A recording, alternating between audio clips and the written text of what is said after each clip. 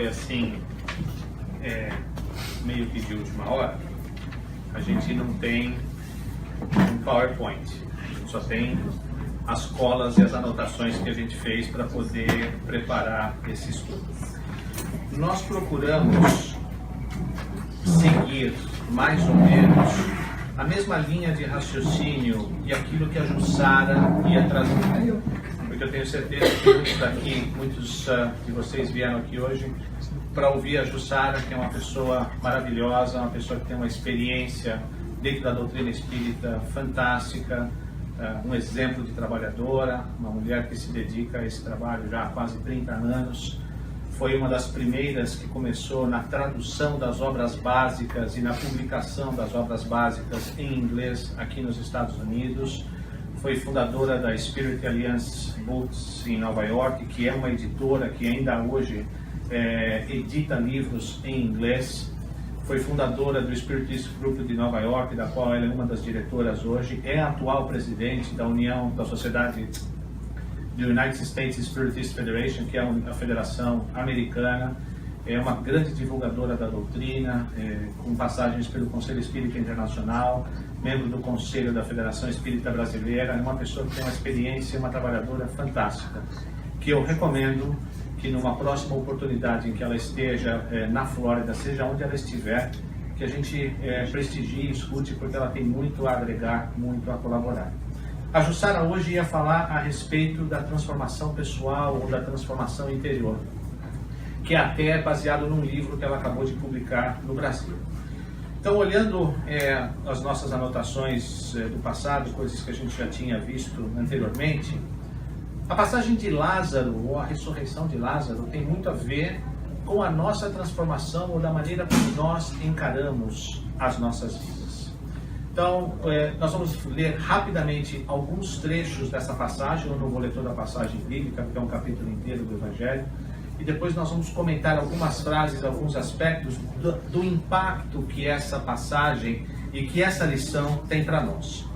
Na última vez em que nós estivemos aqui, nós comentamos a respeito da necessidade de nós olharmos as lições do Evangelho e lermos e estudarmos as lições do Evangelho muito além do que as letras que estão lá escritas.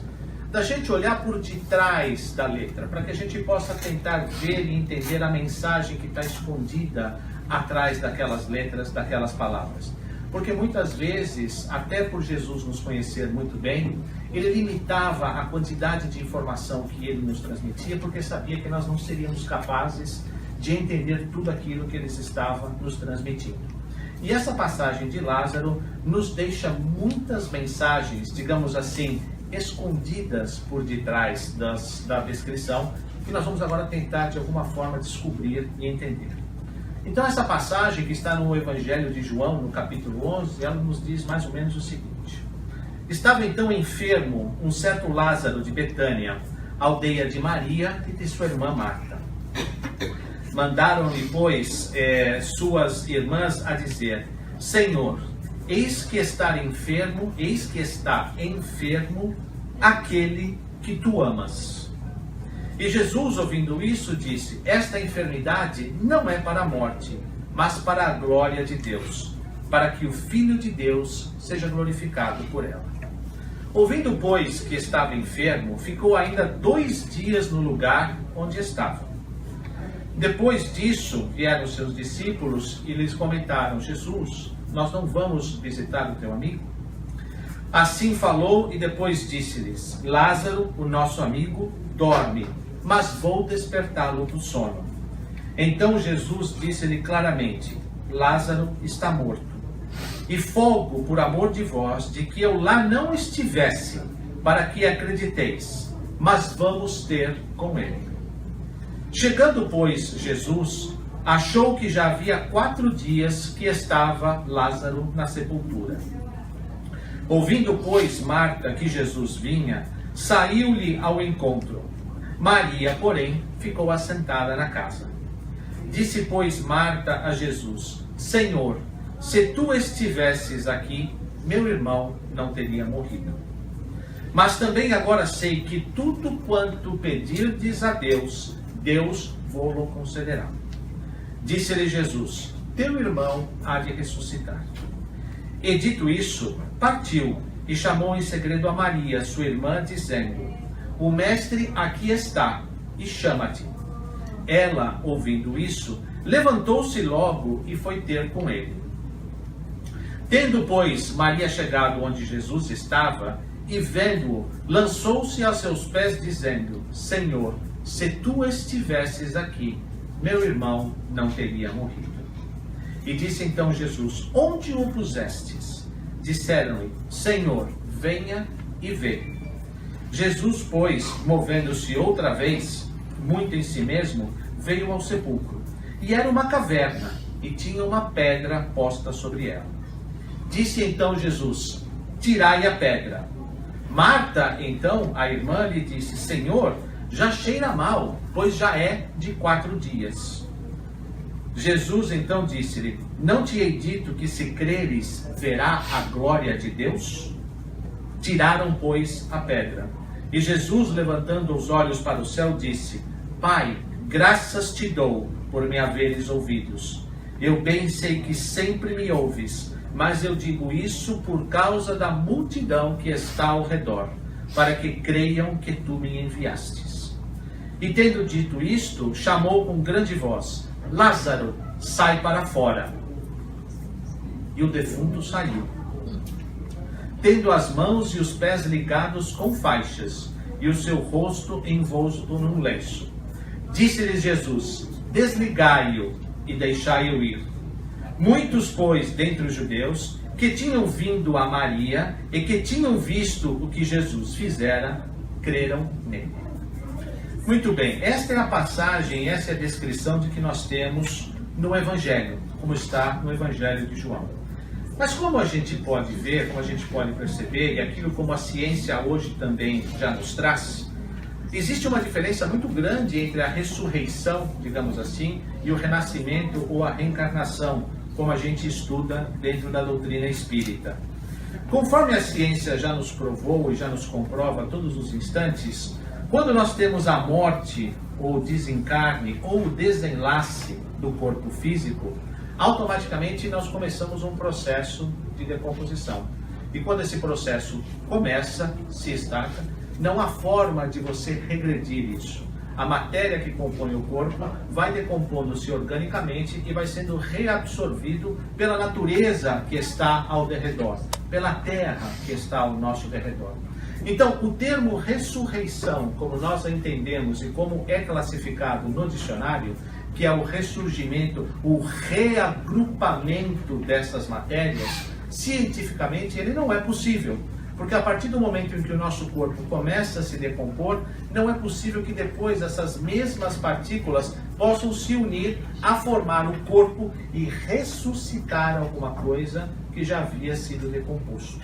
Então o termo ressurreição, ele não cabe avaliado dentro do aspecto da ciência.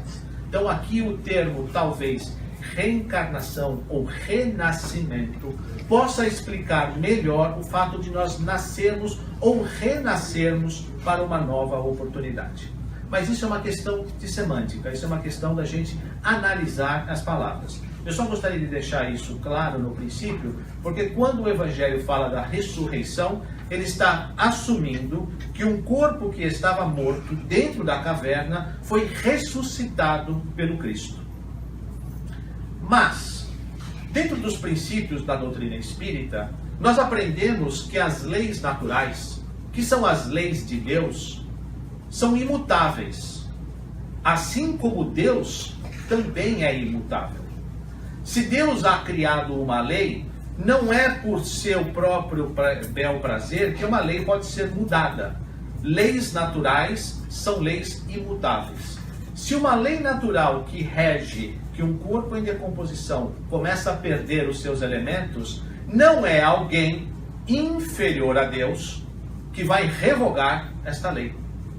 Nem mesmo o Cristo, com todo o seu poder, com tudo aquilo que ele poderia fazer, poderia revogar uma lei divina e fazer com que algo ressuscitasse depois de morto. Porque isso seria contrário à lei de Deus.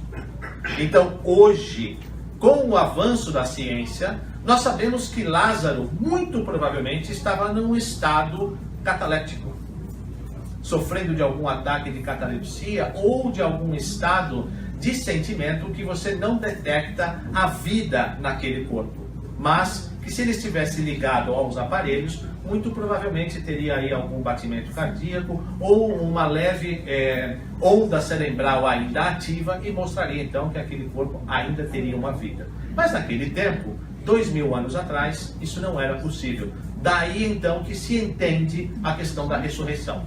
Mas nem o Cristo poderia revogar uma lei divina. Porque Deus não dá privilégios a ninguém. Porque se Deus desse privilégios a alguém, Deus não estaria sendo justo. Não sendo justo, ele não seria Deus. Então suas leis são irrevogáveis, imutáveis, independente de quem as queira tratar. Posto isso, vamos olhar um pouco essas frases e esta passagem. Quais são as mensagens que nós temos por detrás? O que nós podemos tirar disso aqui para a nossa vida? A primeira coisa que nos chama muito a atenção é que o fato foi narrado em Betânia. Por que Betânia? De onde vem isso? Por que Betânia foi colocado nesta narrativa? Porque Betânia nos remete à simplicidade. Betânia era uma das cidades mais simples daquela área da Jordânia. Era onde viviam, da onde habitavam os trabalhadores simples, aqueles que batalhavam pelas suas vidas. Digamos assim, a nossa classe média dos dias de hoje. Era onde estavam os simples. E Jesus falava, dialogava e lidava com os simples. Era com esses que Jesus gostava de se relacionar. Porque esses o entendiam muito mais facilmente do que os doutores da lei, os sábios, os escribas ou até os fariseus. Então ele gostava de estar, era com os simples.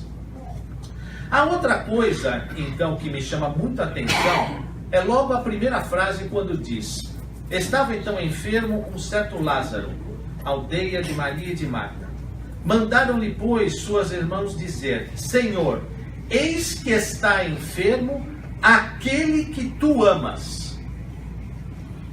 Bom, se é aquele que tu amas, isso me pressupõe uma relação de amizade, uma relação mais íntima entre o Cristo e Lázaro. Alguém de quem ele prezava e gostava de estar junto. Alguém que cultivava da amizade e até, digamos assim, da intimidade do Cristo. Mas mesmo aqueles que gozam da amizade e da intimidade do Cristo, adoecem.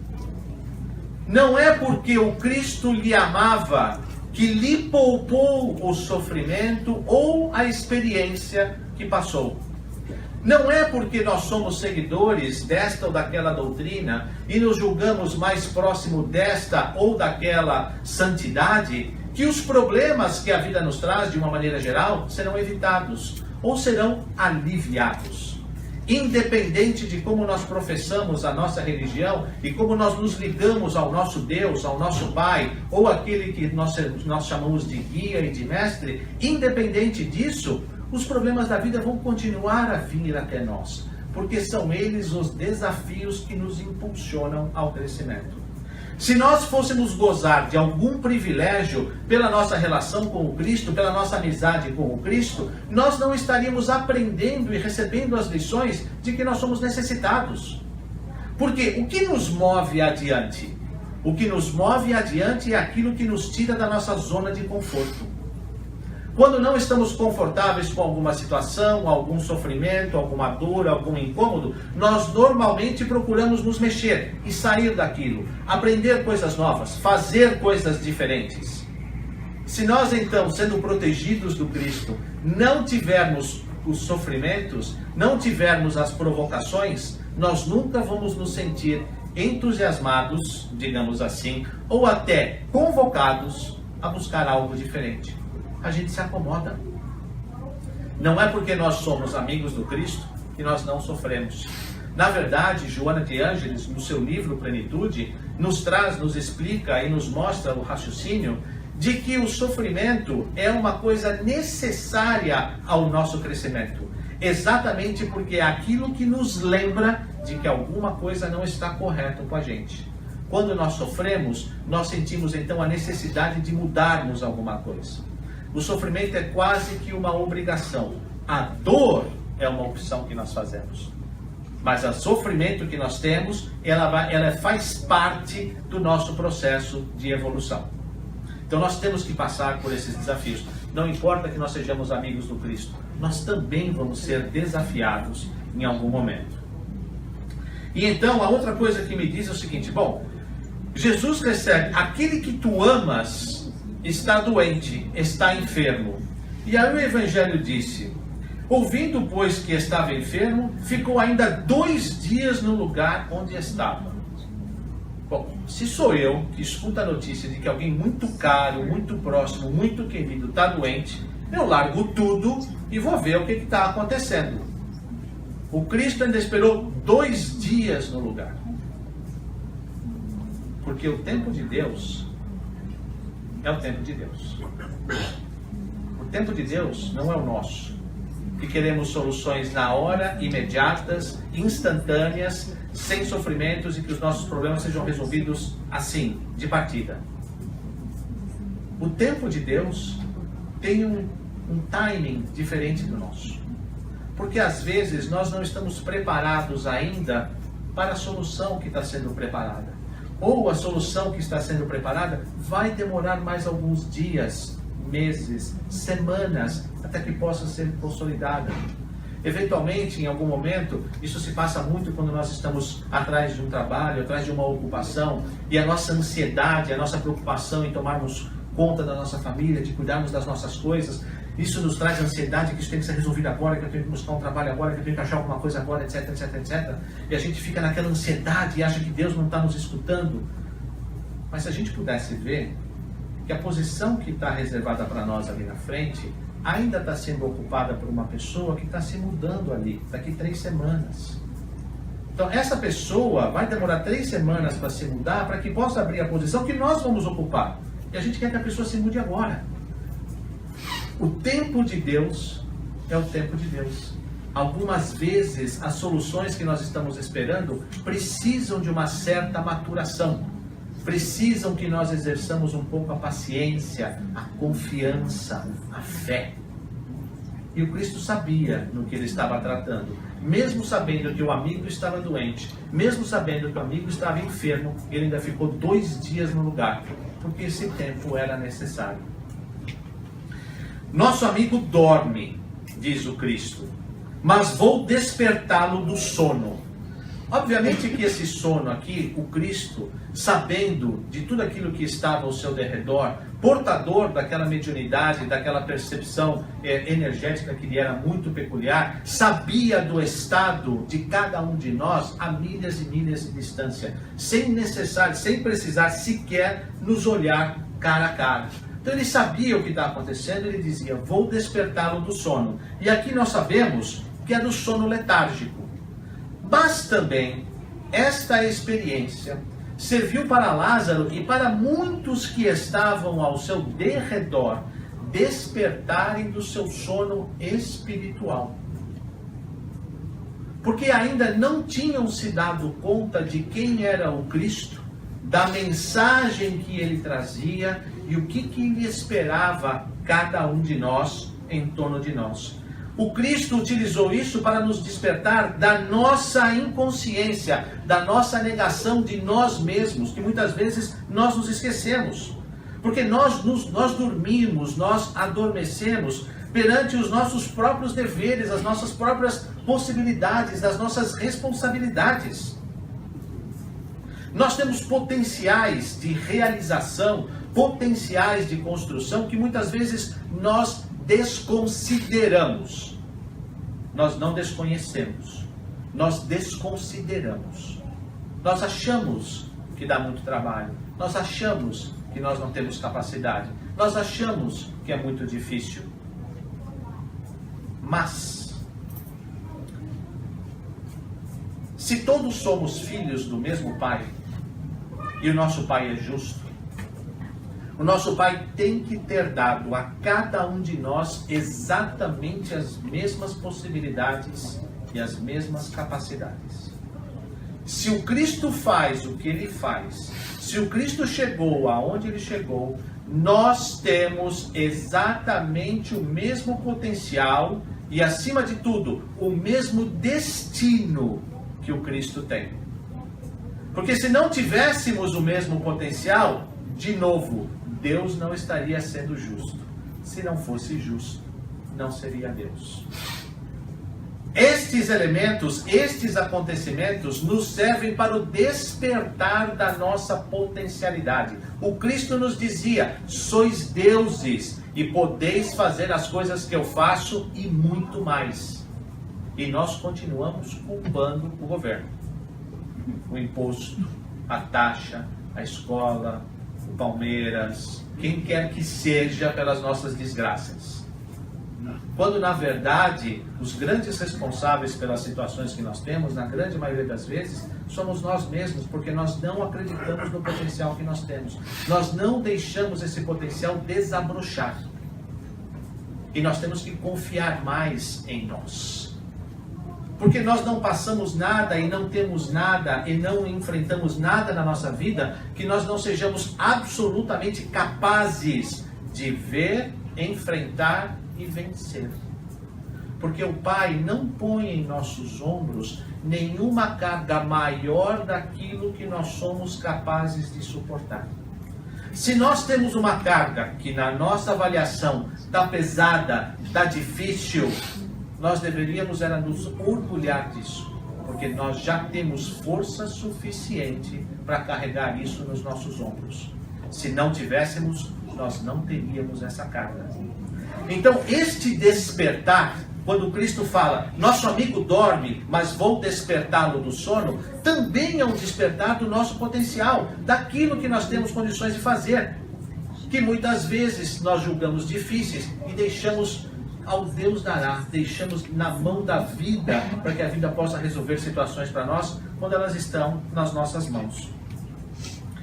E rogo, e folgo, disse o Cristo, de que eu lá não estivesse, para que as pessoas acrediteis. Nós ainda muitas vezes temos necessidade do ver para crer, do fenômeno, da coisa sobrenatural acontecendo na nossa frente, para que a gente possa fazer, para que a gente possa acreditar. Nós não precisamos mais disso. Nós já conhecemos o nosso potencial. Nós já conhecemos a justiça divina. Nós sabemos que tudo isso que nós passamos faz parte do nosso plano de evolução. Se nós queremos, de alguma forma, aprendermos e recebermos maiores responsabilidades no futuro, nós temos que deixar com que o nosso potencial vá crescendo à medida em que as situações vão aparecendo. E não simplesmente nos acomodarmos com ela. Nós temos a necessidade de acreditar sem ver. Feliz daquele que acredita e desenvolve a fé sem ver. Porque este está realmente entregando a sua vida aos princípios divinos. Uma das coisas mais marcantes em termos de mensagens e de lições que essa passagem me dá, a mim particularmente, é a lição que nós recebemos das irmãs, quando elas dizem o seguinte: se tu estivesses aqui, meu irmão não teria morrido. Mas também sei que tudo quanto pedirdes a Deus, Deus te concederá. Eu queria ter 2% da fé que essas irmãs tinham, ou tiveram perante esse fato. Sabemos que se tu estivesses aqui, meu irmão não teria morrido. Sabemos que se tu estivesse no coração de Lázaro, ele não teria sucumbido a esta tentação, a esta doença, a este problema. Ele teria tido a força e a fé necessária para continuar acreditando nas tuas palavras, nos teus ensinos e nos teus desígnios. Agora também sei que qualquer coisa que tu peças a Deus, Deus vos concederá. Então elas acreditavam naquele homem, naquela figura, na sua mensagem, naquela lição que ele trazia para elas, de uma forma quase que cega. Por isso que o exercício e o exemplo de fé que as duas irmãs transmitem a todos ao seu redor é uma coisa impressionante. O quanto eu, particularmente, ainda preciso crescer e me desenvolver para que eu possa chegar nesse nível de fé. E aí a história vai se desenvolvendo e vai levando e etc, etc. Então o Cristo chega, a Maria sai da casa, também cai aos seus pés. O Cristo, ela diz para o Cristo a mesma coisa: se tu estivesses aqui, meu irmão não teria morrido. E você vê toda esta, digamos assim, toda a comunidade, porque como ele já estava morto e enterrado há 4 dias, toda a comunidade judaica que estava ao redor deles já tinha os ido visitar para prestar os seus pêsames, para prestar a sua solidariedade às irmãs, para que pudessem estar junto nesse momento de sofrimento, de dor e etc. E tudo isso foi, digamos assim, mais ou menos que calculado pelo Cristo, para que ele pudesse exercer e fazer as coisas que ele ia fazer e ser visto por todos, para que todos pudessem, de alguma maneira, despertar para essa nova realidade, para aquilo tudo que ele tinha para trazer. Uma das coisas também que fica no subconsciente, até no efeito, digamos assim, psicológico da análise dessa passagem, é quando eles vão tratar da questão do túmulo em si. Quando Cristo vai então, pede para ser levado até a porta do túmulo, onde está Lázaro, etc., que ele quer ver, ele quer falar, ele quer fazer as coisas que ele tinha que fazer e tudo mais. Então ele é levado até a porta do túmulo. Onde o puseste? Disseram. Aí o Cristo pergunta: onde o puseram? E disseram-lhe a ele: Senhor, vem e vê. Jesus pois movendo-se, veio ao sepulcro, e era uma caverna, e tinha uma pedra posta sobre ela. O que é a caverna? A caverna é o símbolo, é o local da escuridão, da prisão, onde nós nos escondemos, ou onde nós nos colocamos quando nós estamos com medo ou sem saber muito bem o que nós vamos fazer. Nós nos encolhemos, nós nos colocamos num canto, esperando as coisas passarem, para que a gente possa então, com um pouco mais de calma, um pouco mais de luz, procurar enxergar um caminho e tudo mais. A caverna é o símbolo da escuridão em que se esconde o ser humano, enterrando sua individualidade e capacidade pessoal. Porque quando nós nos escondemos, nós não deixamos a nossa capacidade florescer, nós não deixamos a nossa potencialidade agir. Nós ficamos esperando ou na dependência dos outros, para que os outros venham nos tirar daquela caverna, daquela escuridão, num lugar em que nós mesmos nos colocamos na maioria das vezes. Esse é um dos aspectos que a gente avalia na questão da caverna. O outro aspecto é aquilo em que você pensa quando você tinha uma pedra posta sobre a porta da caverna, o que era normal, o que era tradicional na época em que a passagem ocorreu. Então as pessoas, quando desencarnavam, quando morriam, eram colocadas numa caverna, e essa pedra então cobria. Era assim que era o sepulcro. Quando Cristo chega de porta nesse sepulcro, ele dá a seguinte orientação: tirai a pedra. Então ele vai na porta do sepulcro e ele manda: tirai a pedra. Vamos trazer a nossa realidade. Simples mortais, ignorantes, simples, emocionais, latinos, né? O coração e as emoções tomam muito conta da gente. Nós estamos de frente a alguém de quem nós gostamos muito e que nós queríamos ter ajudado e que nós queríamos ter feito alguma coisa, tal. Eu vou lá pedir: não, tira a pedra. Eu teria corrido em direção à pedra, eu teria abraçado a pedra, eu teria tentado tirar a pedra por mim mesmo, porque essa é a nossa reação. Quando nós queremos fazer alguma coisa em prol do outro, ajudar, tirar aquela pessoa daquela situação, tentar solucionar aquela situação de alguma forma, etc. Nós teríamos feito isso. O que o Cristo fez? Impassivo, sereno, olhando para a pedra, olhando para o sepulcro, ele disse: tirai a pedra, movei a pedra. Que na verdade, com o poder que ele tinha, o Cristo sendo o Cristo, que ele sabia de tudo aquilo que ele poderia fazer, que curava os leprosos, que alterava a essência da matéria em prol de ajudar alguém, que fez a multiplicação dos pães e dos peixes na frente de 5.000 pessoas. Se ele tivesse feito assim com o dedo, a pedra teria se despedaçado, não tinha nem se movido, né? A pedra tinha desintegrado, se ele tivesse feito só esse sinal com o dedo. Ele poderia ter feito isso, mas não o fez. Tirai a pedra. O que faz o Cristo em cima disso? Ele envolve a comunidade num processo de ajuda e de acolhimento a alguém que estava necessitado. Ele usa todas aquelas pessoas que tinham ido ser solidários com Marta e Maria, transmitindo os seus sentimentos de pesar pelo falecimento do irmão, e usa todos eles para que eles juntos trabalhem em prol de um objetivo. Então ele move aquela comunidade para que aquela comunidade possa trabalhar junto num ato de caridade. Por quê? Porque fora da caridade não há salvação. Ele poderia ter solucionado, ele poderia ter desintegrado a pedra e não o fez. Ele deu a oportunidade de que aquele grupo que ali estivesse reunido pudesse trabalhar junto em prol daquilo. Qual é a mensagem que o Cristo manda? Que todos nós juntos, quando imbuídos do mesmo propósito, trabalhando na mesma direção, somos capazes de mover coisas que nós nem imaginamos de que nós tenhamos força. De que nós possamos realizar coisas que nós não imaginamos que nós somos capazes. Porque a força da comunidade, a força do grupo, a força das pessoas, quando se juntam, é muito maior do que a nossa força individual. Então ele convida a todos que ali estavam a juntarem forças e trabalharem juntos em prol de alguma coisa que seria benéfico a alguém. Seria benéfico a alguém da própria comunidade. Significar a pedra, ou retirar a pedra, significa o ato de socorro que nós damos. Que muitas vezes é imprescindível para alguém que está precisando. Muitas vezes a pessoa precisa desse primeiro impulso, ela precisa desse primeiro socorro para que ela possa se levantar e continuar na sua caminhada.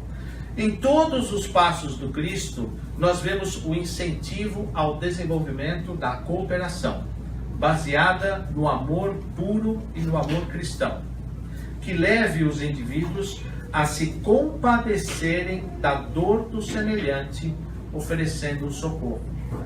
André Luiz nos ensina que o amparo aos outros é fonte de amparo a nós mesmos. O amparo aos outros é fonte de amparo a nós mesmos.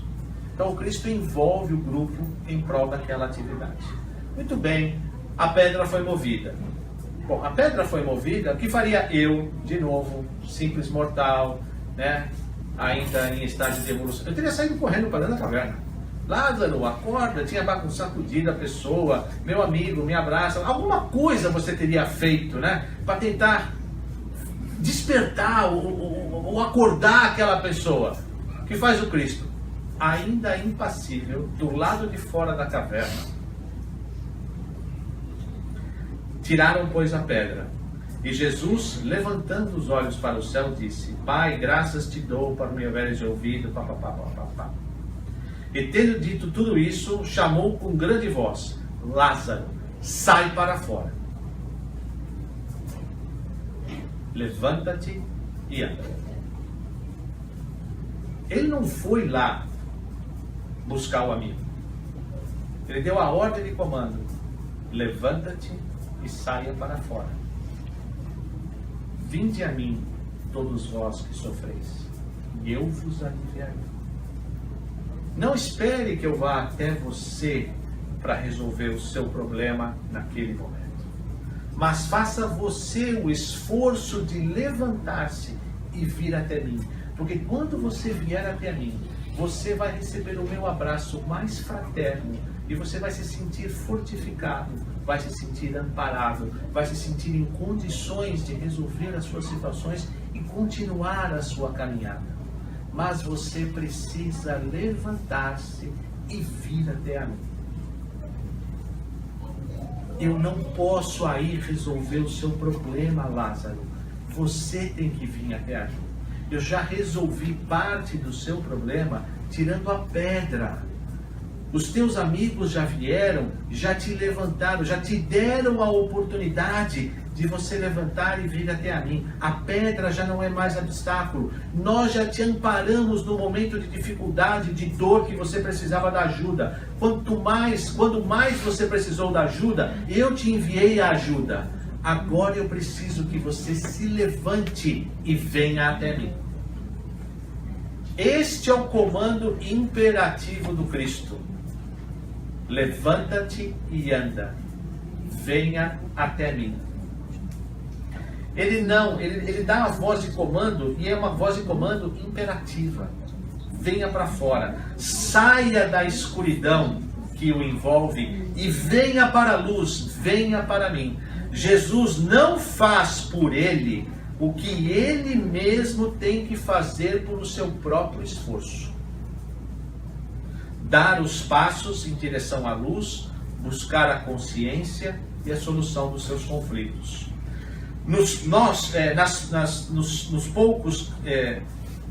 Mas poucos são que, após o socorro recebido, chegam a refletir na enfermidade. A grande maioria retorna aos mesmos hábitos, passando a serem exigidores compulsivos da vida, requisitando cada vez mais atenção, devoção, mais dedicação do outro, mais medicamentos e assim por diante. A misericórdia infinita é divina, mas respeita o nosso livre-arbítrio. E aí, inclusive, no livro Missionários da Luz, André Luiz descreve casos de um espírito que é ajudado muitas vezes sobre o mesmo assunto. Até que uma hora que a espiritualidade diz, olha, ele precisa aprender a colher todas as consequências dos seus atos, porque enquanto nós estivermos ajudando ele, ele nunca vai aprender. Então, a misericórdia divina, ele manda ajuda, mas muitas vezes nós acabamos nos acomodando nessa ajuda, e nós não podemos fazer isso. Nós temos que dar os passos que nos cabem, ir em direção à luz. Então este é o comando imperativo do Cristo. Levanta-te, anda e venha até a mim. Quando Lázaro então se levanta, e o defunto saiu, atendendo ao comando do Cristo. E tendo as mãos e os pés ligados com faixas, e o seu rosto envolto num lenço. Disse-lhe então Jesus, desligai-o, desatai-o e deixai-o ir.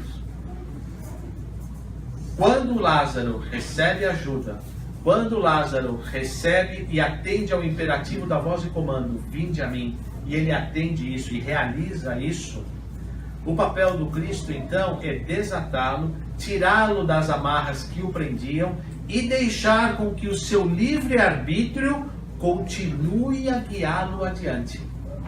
Ele não impõe a Lázaro nenhum tipo de atitude, nenhum tipo de comportamento, nenhum tipo de sequência de coisas que ele diz, Lázaro, daqui por diante você tem que fazer assim, assim, assim, assado. Não, desatai-o e deixai-o ir livre, para que o seu livre-arbítrio continue sendo o dono e o comandante das suas ações. E nós algumas vezes nos deixamos submeter ao comando alheio de outras pessoas ou de outras situações, porque assim se torna cômodo, né? Porque nós podemos transferir responsabilidades.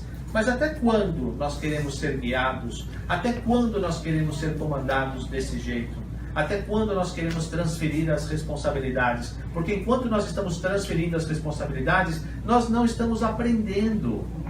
Porque a nossa existência, o nosso aprendizado é uma constante tentativa e acerto e erros. Porque ninguém nasce sabendo. E a melhor forma de nós aprendermos é observando o comportamento alheio e vivendo as experiências por nós mesmos. E quando nós transferimos essas responsabilidades, nós não vivemos essa experiência. Não vivendo a experiência, nós não temos o aprendizado real, verdadeiro, aquele que vai ficar conosco até o fim dos nossos dias. Porque o aprendizado que nos dói, o aprendizado que nos incomoda, o aprendizado que fica marcado na nossa mente porque nós vivemos aquela experiência, isto vai ficar conosco pelo resto dos nossos dias. E nós vamos aprender disso no futuro. Quando nós formos ver a situação novamente acontecendo diante de nós, nós já vamos saber o que fazer. Ou, com certeza, o que não fazer. já é um grande aprendizado. Já é uma grande coisa. Nós não vamos repetir os erros do passado. Ou, teoricamente, não deveríamos. Mas isso é assunto para uma outra conversa. É importante pensar que Jesus não apenas arrancou Lázaro à sombra do túmulo. Trazendo-o de volta à vida, ele pede para que ele seja restituído à liberdade. Desatai-o e deixai-o ir, diz o Senhor. O companheiro renascido deveria estar desalgemado para atender às próprias experiências. E nós assim sermos responsáveis e convidados a levarmos adiante todas essas nossas situações. Então, essa passagem do Lázaro, apesar desses comentários que eu fiz no princípio a respeito de que não é porque nós somos amigos do Cristo que nós não vamos adoecer, que o tempo de Deus é o tempo de Deus, que as irmãs demonstraram uma fé e uma capacidade de entendimento muito maior daquilo que nós teríamos de uma maneira geral. Essas são algumas passagens assim subliminares que a gente vai entendendo e vai estudando de acordo com a evolução do texto. Mas as três principais passagens, as três principais lições que nós podemos aprender é: tirai a pedra, agir em comunidade em prol de alguém que esteja necessitado em algum momento. Isto é caridade, isto é o amor em movimento. Lázaro, sai para fora. Atender ao chamado imperativo do Cristo. Vinde a mim todos vós que sofreis, e eu vos aliviarei. E depois que nós estivermos aliviados e estivermos orientados, seguirmos o comando: desligai-o e deixai-o ir, para que o nosso livre-arbítrio continue determinando os nossos próximos passos e a nossa própria evolução. É porque só através das nossas experiências é que nós vamos aprender todas as lições que nos estão reservadas no futuro. Se um dia nós queremos, almejamos ou até sonhamos em seguir os passos do Cristo e fazer as coisas que Ele fazia e até muito mais, em curar os enfermos, em trabalharmos em prol do acolhimento individual de muitos dos nossos irmãos sofredores, esses imperativos, esses comandos que o Cristo nos faz, são um despertar em prol da nossa transformação interior em busca de um elemento fundamental para a nossa existência: o propósito das nossas vidas. Por que nós estamos aqui? Qual a razão de tantas experiências que nós passamos? O propósito da nossa existência é o crescimento espiritual e individual de cada um de nós. O propósito das nossas experiências é nós agregarmos conhecimento para que no futuro, ou ao final desta existência, nós possamos sair daqui muito melhores do que quando nós chegamos. E quando nós atendemos a este imperativo do comando do Cristo, nós entendemos exatamente qual é o propósito da nossa vida, a razão de estarmos aqui e o que Ele espera de nós. Ele espera que nós tenhamos chances e oportunidades de movermos as pedras que estão no nosso caminho e dos nossos companheiros. Ele espera que nós levantemos e vamos até Ele quando estivermos necessitados. E quando recebermos e aprendermos as lições que nós precisamos, que nós possamos fazer bom uso do nosso livre-arbítrio em prol das outras experiências no futuro. Não tenham nenhuma dúvida disso. Todos nós seremos Cristo um dia. Depende única e exclusivamente de nós. Basta que nós nos entreguemos com a fé e com o coração às experiências que estão à nossa frente. Porque Ele, o Pai, não nos abandona nunca, jamais. E Ele, o Mestre, está à nossa frente para nos mostrar os passos que Ele já seguiu, as trilhas que Ele já caminhou, para que nós possamos seguir uma trilha sem tanta dor, sem tantas complicações. Nos entreguemos então às oportunidades que a vida nos traz, de fazermos o bem àqueles que estão necessitados. Nos entreguemos então à oportunidade que a vida nos traz de nos colocarmos de novo em harmonia com aqueles que a vida põe ao nosso lado, à nossa frente, atrás de nós, na nossa convivência, no trabalho, na amizade, no círculo que nós frequentamos. porque são esses aqueles que têm as maiores lições e experiências a compartilhar conosco. A vida é uma eterna, constante, maravilhosa fonte de aprendizado todos os dias. E todas as pessoas que estão ao nosso lado são fundamentais para esse processo. Não há ninguém ao nosso lado que não tenha sido extremamente bem calculado para estar naquele momento, naquele ponto, naquela situação. Porque estas são as experiências que estão reservadas para nós.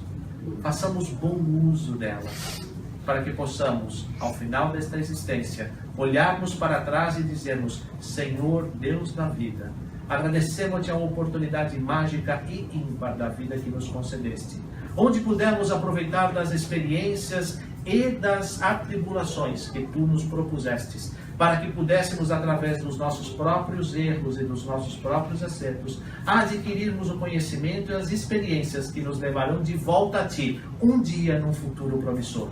Agradecemos-te, ó Pai, pela luz e pelas bênçãos que derramaste sobre nós durante esta existência, durante tantas coisas maravilhosas que passamos, pelos instrumentos, pelas ferramentas, por tudo aquilo que desfrutamos. Agradecemos-te, ó Pai, pela oportunidade mágica que temos de estarmos em contato contigo a todos os instantes em que somos necessitados. Agradecemos imensamente, ó Mestre Jesus, pelas bênçãos que derramaste sobre nós, da noite de hoje e em todas as outras da nossa existência. E que a paz dele esteja conosco hoje e por todo sempre. Muito obrigado.